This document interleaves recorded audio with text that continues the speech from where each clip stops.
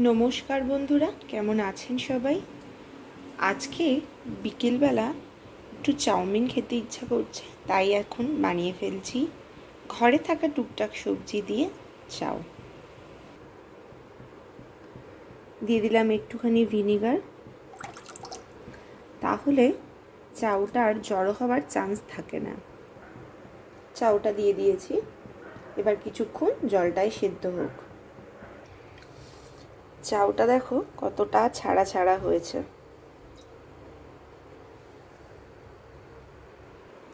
এদিকে ওই একই কড়াইতে তেল দিয়ে দেবো।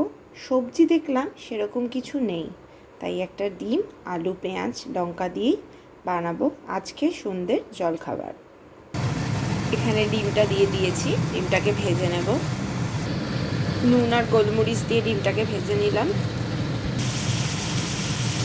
চাউটা দিয়ে দিয়েছি, এবার ভাজা ডিমটা উপর দিয়ে ছড়িয়ে দেব। আর দেবো খানিকটা কাসুন্দি, একটু কাসুন্দি দিয়ে দিয়েছি।